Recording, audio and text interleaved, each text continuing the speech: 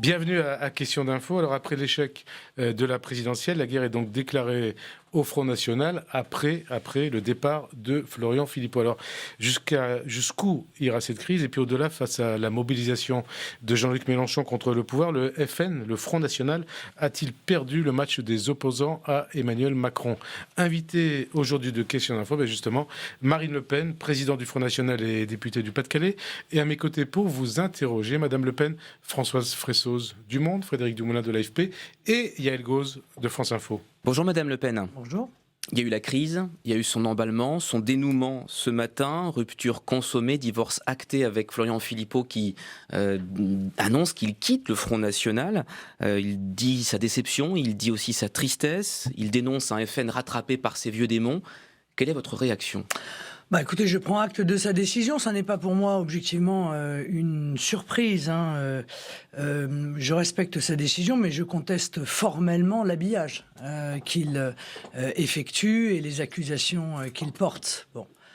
C'est pas au vieux singe, c'est pas au vieux singe qu'on apprend à faire la grimace, quand même. Bon, on sentait bien, et chacun en avait fait l'analyse, qu'il y avait une stratégie de montée des tensions depuis la création de cette association Les Patriotes. J'ai quand même assez de bouteilles politiques pour avoir tout de suite compris qu'il s'agissait là évidemment pas d'un think tank interne, mais d'un parti politique qui en avait d'ailleurs toutes les caractéristiques. Je pense qu'on aurait pu s'éviter ces semaines de montée en tension. Voilà, moi, à la limite, Florian serait venu me voir en me disant moi, je souhaite être à la tête de mon propre mouvement et donc je vais me lancer dans cette aventure. Bon, j'aurais accepté cela, parce que je pense que c'est aussi la vie politique. On fait un bout de chemin ensemble, et puis parfois on peut aussi faire un bout de chemin en parallèle. Quand on vous entend parler, on a l'impression... Il a choisi le positionnement un peu de victimisation, un habillage de victimisation, alors que j'ai le sentiment, si vous voulez, que le débat que j'ai voulu, de refondation du Front National, il avait du mal manifestement à l'intégrer et même, j'ai envie de dire, il s'en extrayait de manière très claire. Et quand on vous entend parler, on a l'impression que vous êtes soulagé de ce départ. Non, aucune forme de soulagement. Je ne me réjouis pas, encore une fois, du départ de Florian, mais je pense qu'encore une fois, quand on a envie quand on a une ambition, quand on a envie d'être à la tête de son propre mouvement, il faut le faire. Mais on n'est pas obligé, pour cela, de tomber dans une critique outrancière et, à mon avis, en partie quand même diffamatoire du mouvement qu'on vient de quitter. Voilà. Moi, je le dis de la manière... Diffamatoire, oui, parce que quand on dit... Oui, un peu quand même. Parce que quand on dit le Front National a fait le choix d'une ligne qui est, je me souviens plus de ses propos, une régression terrifiante, ceci n'a absolument aucun sens. Alors, pour une raison simple. On va le voir après. Pardon, mais laissez-moi juste aller au bout de ma phrase. Pour une raison très simple. C'est que le Front National n'a fait aucun choix. Il a ouvert le débat du pré-congrès. Le choix, il se fait au congrès du Front National. Alors, mais Madame Le Pen, vous vous présentez en fait la démission de Florian Philippot comme une décision unilatérale de sa part. Mais vous l'avez acculé à ça. Hier, en lui retirant... Ou c'est l'inverse. Vous lui avez gardé sa vice-présidence, mais dans aucune délégation. Comment, dans ces conditions, dans une coquille vide. Vous lui avez dit de partir d'une certaine façon de lui-même. Non, je crois qu'il a pris des décisions, dit des choses et eu un comportement qui ne me permettait plus de lui confier la communication et la stratégie du Front National. C'était une façon de lui dire de partir. Non, absolument pas. Il aurait très bien pu rester vice-président, se lancer dans le débat. Mais alors ? De toute façon, nous sommes dans une période de pré-congrès. Le congrès a lieu dans 6 mois, soyons sérieux. Il aurait très bien pu participer à ce débat, défendre la sensibilité qui est la sienne. C'est ça aussi, la démocratie. Il faut en accepter, en quelque sorte, le mode d'emploi et les règles du jeu de la démocratie, y compris de la démocratie interne. Vous lui avez dit, écoutez, vous ne pouvez pas rester en ayant un mouvement. Après tout, il peut peut-être avoir un mouvement au nom du débat d'idées. Non, pas quand on est vice-président chargé de la communication et de la stratégie, vous comprenez bien. Mettez-vous un peu à la place des adhérents du Front National, qui au fur et à mesure des semaines ont vu Florian Philippot, vice-président chargé de la communication du Front National, aller sur l'intégralité du plateau faire la communication d'un autre mouvement politique. Tout le monde savait que ça ne pouvait pas durer éternellement. C'est là où je vois qu'il y a eu quand même une stratégie de la tension de sa part, dont je pense que l'objectif était de pousser à une sortie. Il aurait très bien pu dire, encore une fois, très simplement, voilà, moi, j'ai fait un bout de chemin et je souhaite aujourd'hui prendre un autre chemin et je l'aurais encore parfaitement accepté. Et vous nous avez dit tout à l'heure, il y a quelques minutes, pour moi, c'est pas une surprise. Depuis quand vous vous êtes dit, il va partir ? Ou il va falloir qu'il parte ? Depuis qu'il a monté cette association, les Patriotes, j'ai tout de suite compris qu'il s'agissait là de la naissance d'un mouvement dans lequel, je crois, il s'est quand même un peu enfermé, et en tout cas, clairement, d'un pas de côté qui l'a écarté de cette grande refondation. C'est d'autant plus incompréhensible entre nous que Florian a beaucoup plaidé pour cette refondation du Front National. Il l'a souhaité, il y a pris une part active, et au moment où cette refondation va se faire, eh bien, il refuse en quelque sorte un obstacle. Est-ce que Florian Philippot, ça va devenir votre Bruno Maigret ? Écoutez, la comparaison est objectivement assez insultante pour Florian Philippot. Bon, donc je n'utiliserai pas ce parallèle. Pourquoi ? Il n'avait ni Ça les n'a mêmes- rien à voir ? Non, je pense que ça n'a Pourquoi ? rien à voir. Pourquoi ça n'a rien à voir ? Parce que ça n'a rien à voir, parce que Bruno Maigret d'abord était à l'organisation du Front National, ce qui n'a jamais été le cas de Florian Philippot, mais il pourrait tomber dans ses travers. Voilà. Ça n'aura pas les mêmes conséquences. Les travers, il pourrait tomber dans des travers qui consistent à venir critiquer de manière outrancière ou fausse. A-t-il le, Alors, même- ce qu'il a fait. a-t-il le même poids, Florian Philippot, que l'avait Bruno Non, Maigret ? pas du tout. C'est-à-dire Pas Précisez du les tout. choses, Enfin, précisez écoutez, les choses. clairement, Bruno Maigret était parti avec 60% de l'appareil du Front National. Enfin, Et Florian Philippot, c'est combien? Écoutez, nous verrons. Hein. C'est peanuts pour Mais- vous Mais peanuts pour vous, c'est Combien peanuts. d'élus ? Mais clairement, enfin, ça n'a absolument rien de comparable. Non, mais est-ce que c'est peanuts ? Est-ce qu'il représente rien au sein du Front National ? Et les gens qui partent avec lui, est-ce que c'est peanuts ? Vous savez, je l'ai dit à plusieurs reprises, la vie d'un mouvement politique, ça n'est pas un long fleuve tranquille. Voilà, il y a des événements qui arrivent. On est aussi en pleine recomposition de la vie politique. Hein. Ça joue, en tout cas, ça joue sur l'intégralité des partis. Le Front s'en remettra sans difficulté. Sans Car il difficulté. y a, oui, je crois, sans difficulté, Alors, car il y a beaucoup de talents, on beaucoup va de parler- profils. Ouais. Et dans le cadre de la refondation que je vais mener, ce sont aussi ces nouveaux talents et ces nouveaux profils sur lesquels il faut compter, qu'il faut faire monter, qui doivent prendre leur part dans l'organisation du on Front va en National. parler- on va en parler. Une nouvelle organisation, un débat d'idées sur la stratégie que Florian ne souhaitait pas voir menée alors qu'il en a eu la responsabilité pendant 5 ans. Nous avions dit, nous allons tout changer du sol au plafond. Eh bien, nous allons tout Alors, changer du sol au on va essayer plafond. de vous poser des questions. On aurait aimé le faire Il y a avec quand même Florian. une critique. S'il ne souhaite pas le On faire, va on le essayer de fera vous sans poser des lui. questions, François Il y a une Soissons. critique très forte de Philippot contre vous, qui dit que ça va être le retour à la vieille maison, aux vieilles lunes, à ce qu'a été le Front National avant cette espèce d'ouverture qu'a voulu Florian Philippot. Est-ce que vous avez un problème de ligne aujourd'hui et quelle est votre ligne ? C'est la mienne. Ça a toujours été la mienne. Et je veux dire, c'est normal puisque j'ai été élu à la tête du Front National à 2 reprises. Je n'ai jamais changé de conviction. C'est d'ailleurs en écrivant un livre et en défendant ma ligne que Florian Philippot a décidé de me rejoindre sur la base de cette ligne. Sur le rôle, Donc, vous a jamais influencé certains ont sur peut-être l'euro, par exemple. pensé, au fur et à mesure du temps, qu'il existait d'autres lignes que la mienne. Certains Eh disent bien, mais il a influencé Philippot, votre il est ligne, dans le madame. cerveau de Marine Le Pen. Et Attendez, vous avez entendu ce qu'elle a dit, Pardon François Soissons ? Oui. Certains disaient Philippot, il est dans le cerveau Oui. de Marine Le Pen, il oui, l'oriente, bien il la sûr, oui, manipule. bien sûr, bien sûr. Et aussi, Mais on ça, dit- ce sont, ouais. permettez-moi, Ah, ouais. ça, c'est la vie classique des mouvements politiques, des batailles d'ego, des Vous n'avez batailles jamais- vous n'avez jamais d'influence. été son Il pantin. faut prendre ça avec énormément de calme. Vous et n'avez jamais été sans son froid. pantin à Florian Philippot. Je n'ai jamais été. Son pantin. Oh, écoutez, sérieusement. Vous savez, c'est ce qu'on a dit aussi. Est-ce que quelqu'un peut sérieusement penser cela? Donc voilà, nous sommes dans un débat de pré-congrès.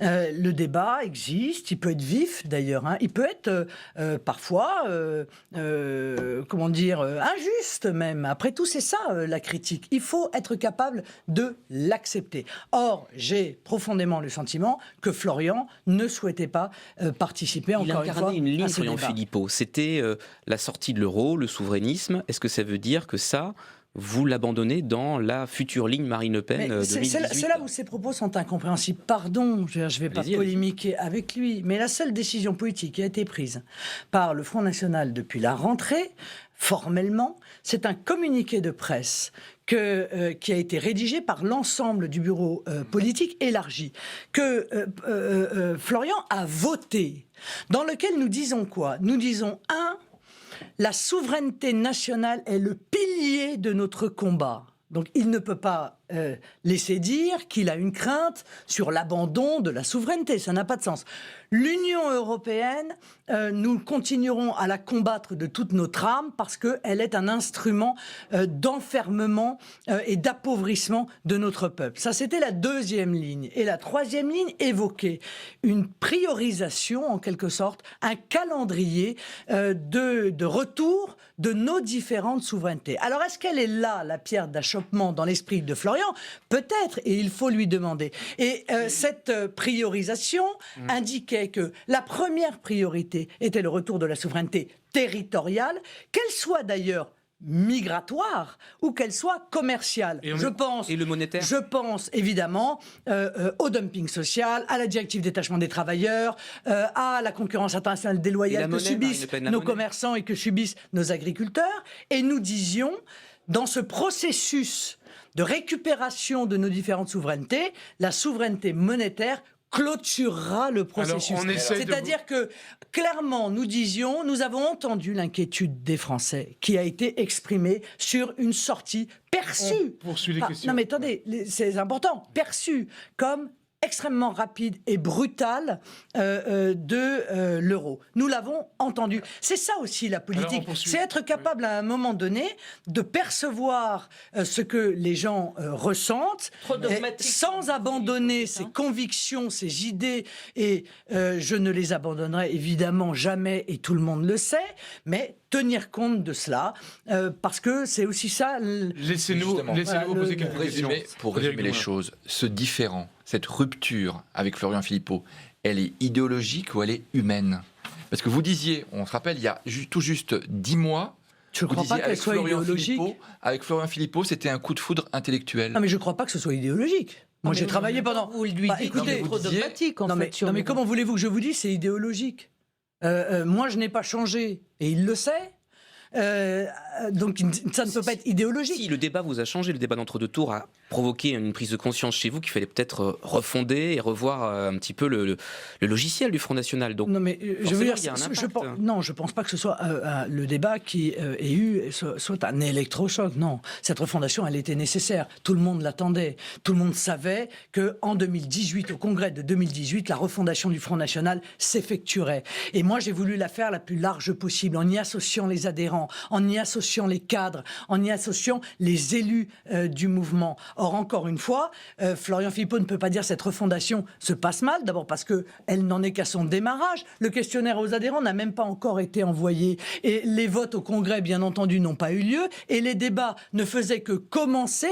Comment peut-on en tirer une telle conclusion? Au passage, quel avenir vous lui prévoyez à Florian Philippot, maintenant qu'il est plus au Front National? Je crois qu'il va perdre son énergie. Voilà, comme tous ceux qui ont cherché à constituer une structure parallèle. Il y a là un outil, car le Front National n'est qu'un outil, qui est un outil certes perfectible, bien sûr, d'ailleurs nous y travaillons, mais qui est un outil extraordinaire pour sauver notre pays. Or, nous avons quand même, il faut quand même rappeler, moi, je sais qu'il est passé dans le langage courant de parler de l'échec de la présidentielle. Certes, nous n'avons Et on pas allait vous poser gagné. une question là-dessus, Certes, nous ouais. n'avons pas gagné la présidentielle. Ouais. Mais les Français ont dit quoi?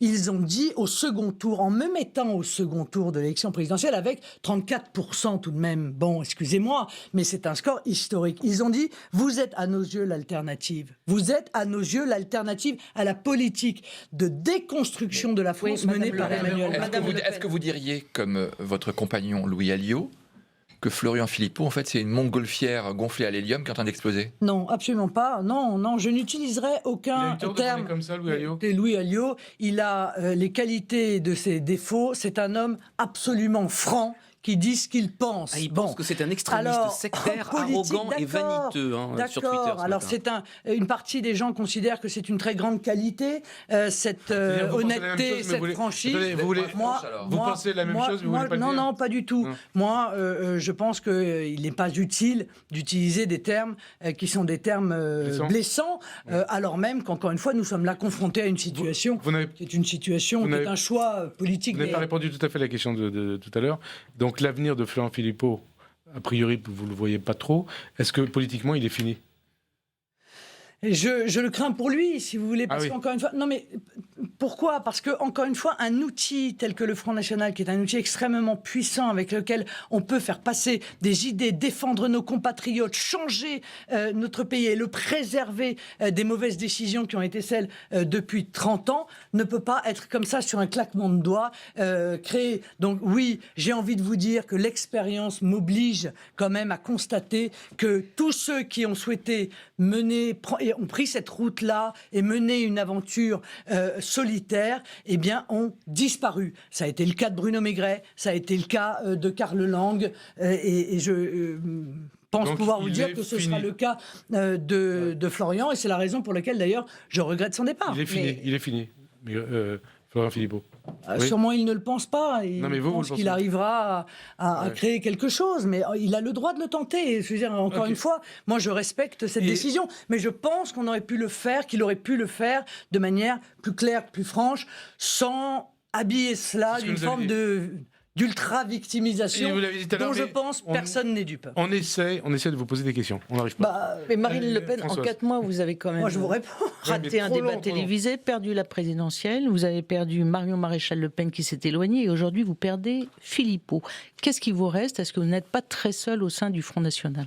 Ah, vous croyez ça? Non, je ne le crois Ah, pas je vous du pose tout, la madame. question. Alors, bon, vous pouvez présenter ça comme ça, c'est une manière un peu provocatrice de le Oui, présenter. vous avez Alors, moi, raison. je vous répondrai, nous avons fait 11 millions de voix à l'élection présidentielle, 34%, 5 ans avant, personne n'aurait imaginé, alors que je n'étais pas au second tour, que nous puissions faire 34% à une Vous élection espériez plus, présidentielle. quand même. Bien sûr qu'on espère toujours plus. Quand on quand on se lance dans une élection présidentielle, c'est évidemment avec l'espoir de la gagner. Nous avons fait élire plusieurs députés au majoritaire, au scrutin majoritaire, ce qui n'était jamais arrivé. C'est donc là encore historique parce que au travers de l'élection de ces députés, c'est le plafond de verre qui en réalité a sauté. C'est donc un événement historique qui n'a pas été analysé. Nous sommes encore une fois en pleine refondation. Vous me dites, madame, que je ne suis seule. Je ne le crois absolument pas. Et d'ailleurs, le Congrès le démontrera. Et si certains pensaient que j'étais si seule et si isolée que cela, je pense qu'ils se seraient lancés après tout dans une candidature à la tête du Front National. Alors justement, une autre question de Françoise. Pour l'instant, ça n'est pas le cas. Françoise Fressoz. Est-ce que votre nièce vous a appelé pour vous soutenir dans votre lutte contre Philippot? Absolument pas. Marion a fait un choix personnel. Définitif qui pour peut-être pas définitif. Rien n'est jamais définitif en politique et vous le savez. Elle a fait un choix personnel à un moment de sa vie qui consistait à aller dans le privé et à prendre de la distance Elle aurait avec la vie politique. Madame Le Pen, elle aurait attendu quelques mois, elle aurait connu un Front National sans Florian Philippot. C'est étonnant l'histoire, hein, vous voyez, comme quoi parfois les adversaires politiques n'existent que lorsqu'ils sont l'un face à l'autre et quand l'un Ils se disparaît, nourrissaient l'un l'autre et peut-être probablement, et quand l'un disparaît, l'autre disparaît aussi. Ah bon? Vous dites pas Marion revient? Non, mais non, parce que je sais pourquoi elle a pris cette décision et je respecte encore une fois sa décision. Ce sont des considérations personnelles et non pas des considérations politiques. Mais au-delà de ce départ emblématique de Florian Philippot, on entend quand même une petite musique chez certains ténors du FN qui dit en gros Marine Le Pen, c'est pas forcément la candidate naturelle pour 2022. Qui dit ça au Front National? Ils le disent de façon. Moi, le ouverte. seul que j'ai entendu dire ça, c'est Robert Ménard, qui n'est pas au Front National. Mais et alors? Ils ont le droit de le dire. Enfin, écoutez, on ne peut pas encore une fois lancer un grand débat et ne pas accepter les avis, les opinions et même les critiques. Moi, je les accepte. Moi, j'entends parfaitement ceux qui s'interrogent en disant, mais après tout, est-ce que Marine Le Pen est la mieux placée? Et moi, vous je êtes pense candidate que je suis la mieux placée. Vous êtes candidate Et c'est pour la raison 2022, pour laquelle moi, oui. je suis candidate à la présidence du Front National. Je remets en jeu mon mandat parce que je suis profondément respectueuse de l'avis des adhérents et de la démocratie. Et si je le fais, c'est parce que je pense que je suis la plus solide et la mieux placée pour porter les espérances des millions de Français qui n'ont pas envie de se faire écrabouiller et déposséder par la politique d'Emmanuel Macron. Alors, on va parler d'Emmanuel Macron après, mais 2-3 questions pour terminer cette partie sur le Front National et sur la crise actuelle. Françoise Fresso. Candidate parce que vous êtes la plus solide, mais sur quelle ligne? Est-ce que c'est le ni droite ni gauche, qui était un peu la ligne Philippot, ou est-ce que c'est alliance droite, extrême droite, comme le dit Nicolas Dupont-Aignan en disant on ne peut pas arriver au pouvoir sans cette alliance-là?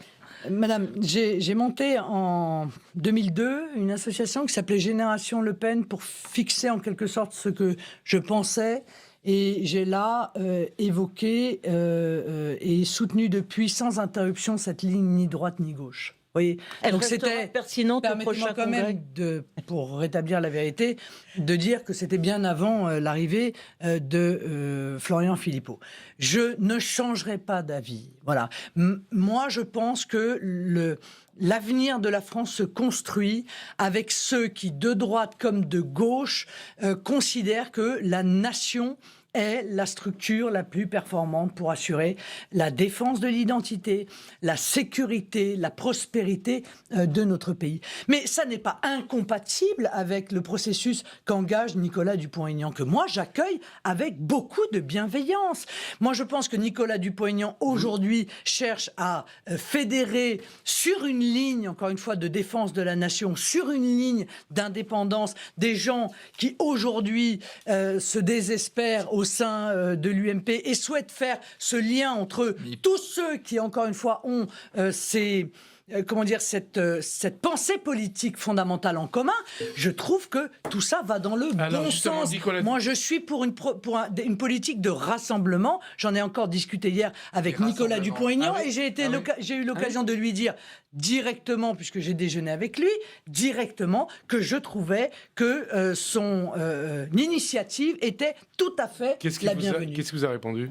Est-ce que, par exemple, on est à l'Assemblée nationale, vous êtes député, les députés, vous avez 9 députés, le seuil pour créer un groupe, c'est 15. Est-ce que vous souhaitez que ce seuil soit rabaissé à 10, éventuellement, pour que, avec Nicolas Dupont-Aignan, vous puissiez créer un groupe à l'Assemblée nationale? Mais je le souhaiterais, bien entendu. Vous le demandez ou pas? Vous en avez parlé au déjeuner hier? Mais je le souhaiterais. Non, mais est-ce que vous le demandez?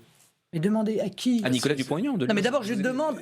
D'abord, nous l'avons demandé à François de Rugy. Il faut changer le règlement de Or, l'Assemblée. François de Rugy, là, d'ailleurs, c'est réglé, permettez-moi, on voit quand même les procédés tout à fait antidémocratiques de François de Rugy, qui est le président de l'Assemblée nationale. Il a organisé hier des groupes de travail sur la refondation du fonctionnement de l'Assemblée. Il en a exclu les députés non inscrits. C'est une véritable honte. Des millions, encore une fois, de Français ont été mis de côté et ils considèrent ceux qui n'appartiennent pas à un groupe comme des sous-députés. C'est indigne Mais est-ce de que la part vous d'un croyez- président de mais l'Assemblée vous dites nationale. des millions de Français mis de côté. Mais est-ce que vous ne craignez pas d'être mise de côté, justement, avec le départ de Philippot, qui pourrait, on ne sait pas, à la limite s'allier avec M. Dupont-Aignan, la droite de LR, à votre détriment? Écoutez, nous verrons tout cela, c'est la vie politique. Moi, je ne suis pas là pour la cadenasser.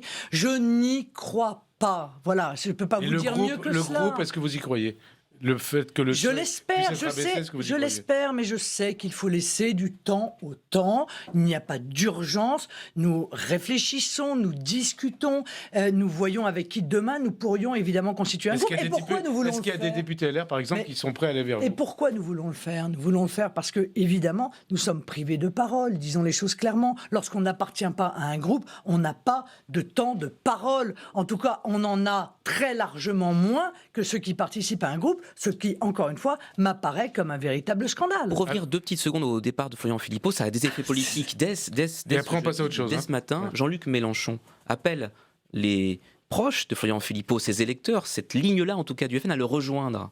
Est-ce qu'il peut y avoir hémorragie? On sait qu'il y a une porosité, dans les enquêtes, on le voit, on l'a vu aux législatives. entre les électorats insoumis et frontistes. Écoutez, c'est quand même de bonne guerre. C'est de bonne guerre. Oui, il y a toujours quelques vautours qui tournent en pensant Quel que... vautour, Mélenchon c'est- vautour Vautour, mais Mélenchon. non, mais... Ah, vous avez dit vautour. Mais je vais vous dire une chose. Il faut arrêter d'enterrer le Front National. Voilà. Parce que j'ai assisté à des dizaines d'enterrements du Front National. Et à chaque fois qu'on a cherché à enterrer le Front National, il est ressorti plus structuré, plus puissant, plus fort qu'il ne l'était. Voilà. Donc, Monsieur Mélenchon, si Monsieur Mélenchon en est à se précipiter pour aller profiter de cela, c'est qu'il n'est pas si sûr de lui qu'il veut bien le laisser Pourquoi vous croire. dites ça? Qu'est-ce qui vous fait dire ça? Qu'il n'est pas si sûr de lui? Parce que ce qui me fait dire ça, c'est sa précipitation à essayer Depuis le mois de juin, la séquence est quand même meilleure pour lui que pour vous, on peut le dire. C'est lui qui apparaît comme l'opposant naturel. Alors Mélenchon s'oppose. Mais d'ailleurs, Mélenchon s'oppose tout le temps, y compris à ceux qu'il a fait élire. Il a fait élire François Hollande, puis il s'est opposé à lui pendant 5 ans. Il a fait élire Emmanuel Macron avec ses amis syndicalistes, etc. Et puis maintenant, il s'oppose à Emmanuel Macron. Mais c'est de l'agitation politique, tout ça. Ça n'est pas de la construction politique. Honnêtement, le coup du paquet de nouilles, enfin, c'est ce que je faisais il y a 15 ans. Oui, mais il est c'est dans bon, la rue. on passe à autre chose aujourd'hui. Il est dans la rue, dans le mouvement contre les ordonnances. Construit cette Il a alternative. manifesté aujourd'hui. Alors Nous, que on construit vous êtes où, cette Madame Le Pen alternative. Mais parce que vous croyez-vous que le combat politique se fait dans la rue? Vous parlez Non, comme mais c'est Emmanuel. pas ça. Attendez, on Mais- précise les choses. Emmanuel Macron sortait de ce corps. je crois dans la démocratie, mais la démocratie, ce n'est pas la rue. Si je respecte pas ce ceux que qui j'ai- manifestent, je respecte aussi Ça n'est les pas électeurs mais ça français, n'est ils ont pas ce voté que j'ai pour le dit. changement. J'ai dit que le compris combat ça. politique Ouais. ne pouvait pas s'exprimer que dans la rue. Ah. Bon, voilà. Donc il manifeste, très bien, c'est parfait, mais nous combattons politiquement là où nous avons été élus pour le faire. Et nous combattons en construisant, en démontant en quelque sorte la politique d'Emmanuel Macron, en expliquant cette politique. Je vais faire une tournée dans les fédérations. Je commence samedi à Toulouse. Et je vais tout au long de cette tournée expliquer aux Français que les décisions qui leur apparaissent partir dans tous les sens prises par Emmanuel Macron correspondent en réalité à une philosophie méticuleuse, consciencieuse, qui consiste à déposséder, à déconstruire tout ce qui a fait la force de notre pays. Alors, Alors l'agitation Oui, mais- en assemblée, Madame Le Pen, voilà, je pense que, encore une fois, nous avons dépassé ce stade. Mais Madame Le Pen, le notre premier maturité nous a poussé à dépasser ce stade. Voilà. Le premier sujet, ce sont quand même les ordonnances réformant le Code du travail. On a l'impression que vous n'êtes pas dans une opposition absolue au texte. Pardon ? Vous pouvez préciser ? Ah, mais je suis dans une opposition absolue au texte. Ah oui. Absolue. Oui. Je l'ai dit, et je l'ai même dit, Madame, pardon. Je l'ai dit même avant l'élection d'Emmanuel Macron. Car si on essaye d'être honnête ensemble, il l'avait dit, Emmanuel Macron, qu'il le ferait, cette déconstruction du droit du travail par ordonnance. Donc ceux qui ont appelé malgré cela à voter pour lui portent une très lourde responsabilité. Ils lui ont fait un chèque en blanc, ils lui ont donné un blanc-seing. Alors c'est bien beau maintenant de venir, comme le font les syndicats qui ont appelé à voter pour Emmanuel Macron, manifester dans la rue pour canaliser la colère, ce qu'ils font dans notre pays depuis 20 ans. Voilà, ils canalisent la colère pour l'anesthésier. Elle est là la réalité. Mais nous avons, nous, combattu politiquement tout au long, encore une fois, de cette campagne présidentielle et depuis, cette déconstruction, cette transformation de la relation de travail fondée sur la confiance, fondée sur la durabilité, en un salariat jetable, Vous avez en un contrat de mercenariat Vous avez à plusieurs Vous reprises. avez quand même des libéraux au sein du FN, des Oui. petits patrons aussi, TPE, PME, qui ne trouvent rien à redire à ces ordonnances. hein. Mais monsieur, dans mes 144 engagements, il y avait, par exemple, la fusion des organisations représentatives. La seule différence avec ce que fait Emmanuel Macron, c'est que moi, je le faisais pour les TPE-PME.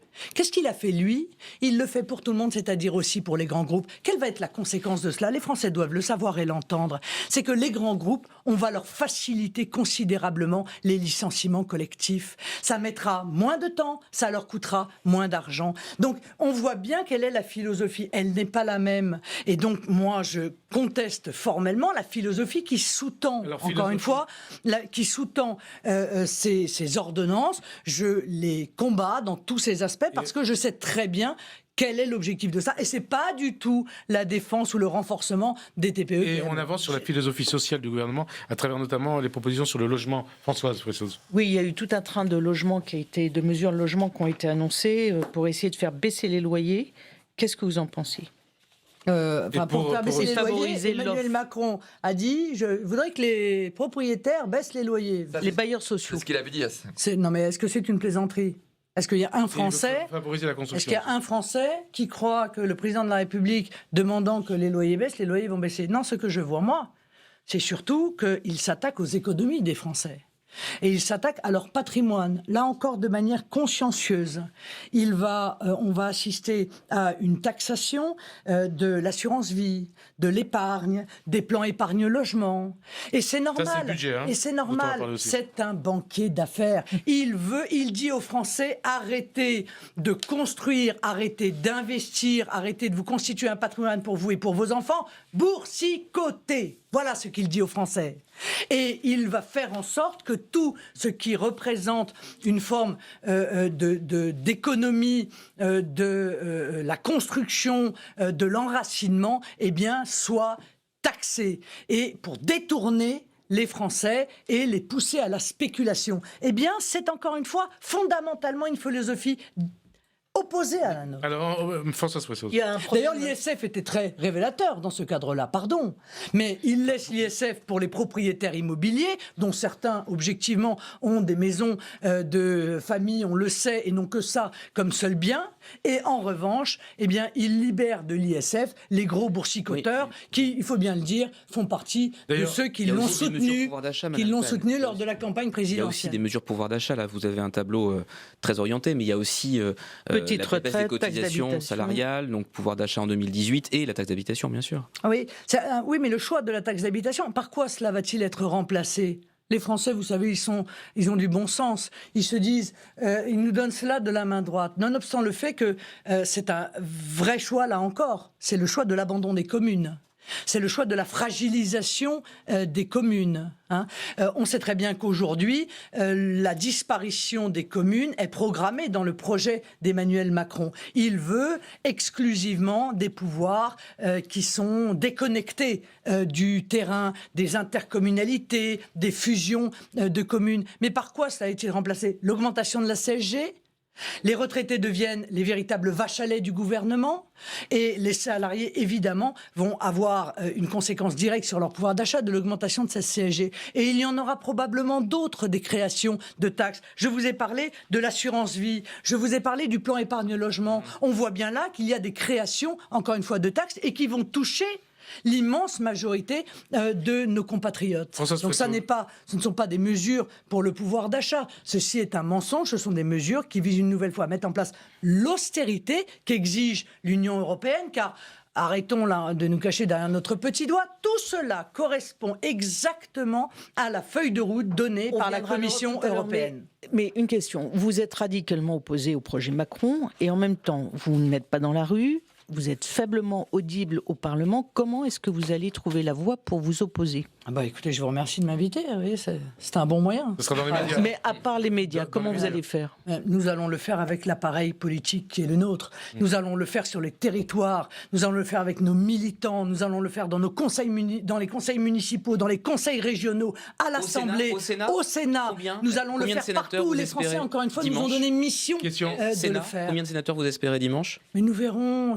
Je n'en sais rien. Vous savez très bien que c'est une élection, les élections sénatoriales, qui nécessitent une implantation préalable, une implantation locale préalable. J'ai dit, quand j'ai été élu à la tête du Front national, que cette implantation locale, pour moi, était fondamentale. Je l'ai mise en œuvre. Mais elle nécessite, vous le savez, un certain temps. Nous avons fait élire 2 sénateurs. Est-ce que vous en aurez plus dimanche soir ? la liste des départements n'est pas la même. J'espère que nous allons renforcer le nombre de nos sénateurs dimanche soir. Je le souhaite, parce que les maires, les élus territoriaux, les conseillers municipaux, tous ces gens-là doivent savoir que les seuls qui défendront les communes, leur existence, leur histoire, leur solidité financière, ce sont les sénateurs Alors, on du Front poursuit National. par exemple, on poursuit sur le terrorisme. Je le souhaite. 3 octobre, ce sera le vote en séance en hémicycle de la loi antiterroriste.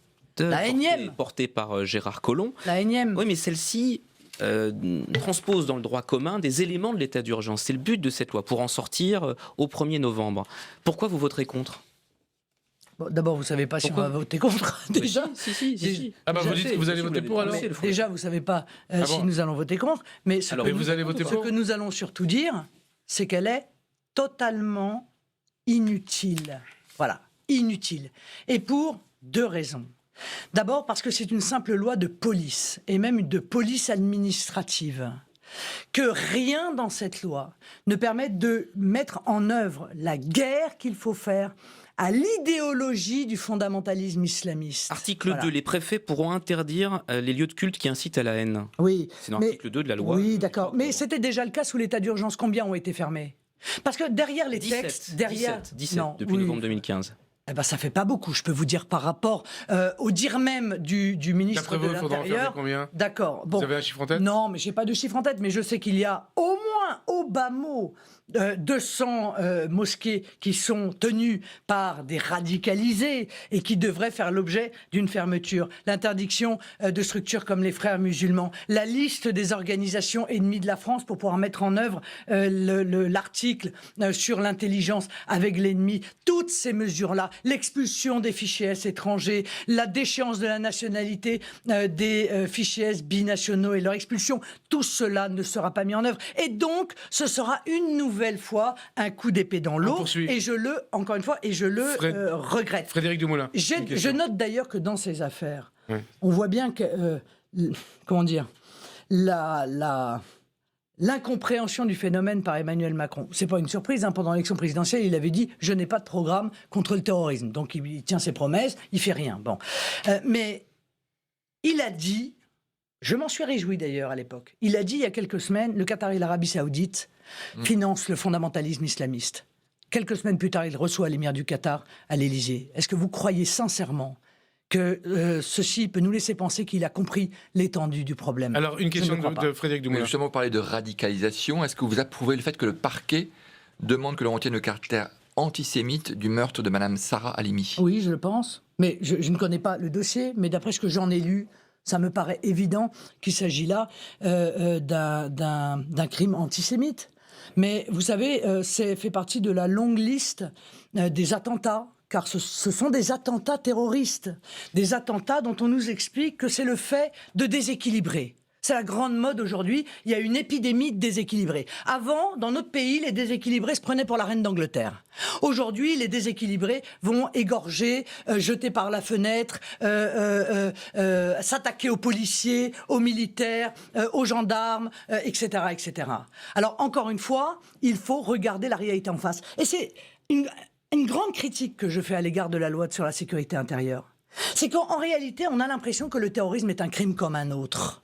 Et qu'on adapte le code pénal ou le code de procédure pénale pour y intégrer un crime comme un autre. Non, je dis de la manière la plus claire qui soit, le terrorisme n'est pas un crime de droit commun, c'est un acte de guerre. Et il faut donc peut-être réfléchir non seulement à une procédure spécifique, mais peut-être aussi à une juridiction spécifique. Une question par rapport à la question que vient de vous poser Frédéric Dumoulin et par rapport à votre réponse. Est-ce que l'antisémitisme, ce n'est pas le lien entre les islamistes, l'islamisme et l'extrême droite ? Non, mais je ne sais pas, je ne suis pas d'extrême droite. Pardon, donc je ne suis pas l'avocat de l'extrême droite. Ce que je note, c'est que la quasi-intégralité des actes antisémites et des agressions dont sont victimes nos compatriotes juifs depuis maintenant des années sont le fait de fondamentalistes islamistes. Voilà. Et que là encore, il faut le dire, il faut le savoir et il faut agir parce qu'il n'est absolument pas imaginable que nos compatriotes juifs vivent avec la peur au ventre et aient le sentiment de ne pas être entendus. Et ils seront entendus lorsque le gouvernement mènera la lutte contre le fondamentalisme islamiste et ne luttera pas seulement contre le terrorisme qui est l'arme, mais contre celui qui tient l'arme, c'est-à-dire l'idéologie. On termine par quelques questions de politique internationale. Discours très guerrier de Donald Trump, vous l'avez sans doute entendu à la tribune des Nations Unies mardi. Est-ce que vous prenez ces menaces au sérieux? Il dit on détruira si nécessaire totalement la Corée du Nord. Et éventuellement, est-ce que vous approuvez d'ailleurs? Est-ce que c'est une guerre qu'il faut que la France mène? Bon, d'abord, Donald Trump est culturellement dans le choix fait par les États-Unis. C'était la même chose pendant la guerre froide. Hein. C'était la dissuasion nucléaire. Évidemment, chacun espère que le nucléaire ne serve qu'à dissuader. Car l'idée que l'on puisse éradiquer une population comme ça a été fait à Hiroshima ou à Nagasaki... C'est des propos qui vous ont choqué. Est une idée absolument épouvantable. Alors la réponse. Moi je crois à la diplomatie. Voilà. Ah oui, c'est Macron donc. Mais je trouve qu'il y a un certain nombre de choses avec lesquelles je suis profondément en désaccord dans le discours qu'il a pu tenir, et notamment son rejet des nations et du rôle des nations, et son rejet du rôle qui est le sien, à savoir d'abord de penser aux intérêts de la France. Mais donc il nous a rendu un hommage appuyé, un hommage appuyé. Sur la Libye, il a dit ce que nous avons dit seuls. Sur la Syrie, il a dit ce que nous avons dit seuls pendant des mois et des années. Sur les hotspots, il vient dire aujourd'hui nous avons eu tort d'accepter des migrants en masse, il faudrait faire des campements humanitaires au plus près. Nous le disons depuis des années et nous avons été très largement attaqués et combattus pour avoir dit cela. Il a parlé de co-développement. Ouais. Vous savez très bien que je suis allé à N'Djamena tenir un discours que je crois fondateur sur les nouvelles relations que la France doit avoir avec l'Afrique, fondé précisément sur ce co-développement avec lequel j'avais longuement discuté avec le président du Tchad. Il reste 2 minutes. Ça veut dire que Emmanuel Macron a dit ce qu'il fallait dire à la tribune de l'Assemblée générale des Nations Unies. Exactement ce que je viens de dire. Je dis que sur toute une série de dossiers, il nous a rendu un hommage appuyé en changeant ses positions et en venant dire ce que le Front National avait dit pendant longtemps. Vous savez, moi je suis quelqu'un d'honnête. Quand Emmanuel Macron dit la même chose que moi, je ne vais pas venir sur un plateau de télévision dire qu'il a tort. Laissez-nous vous poser la dernière question d'émission, Françoise. Cohérente d'ailleurs. Il va y avoir des élections en Allemagne. Angela Merkel a de très fortes chances d'être reconduite chancelière. Est-ce que cela vous navre? En 30 secondes.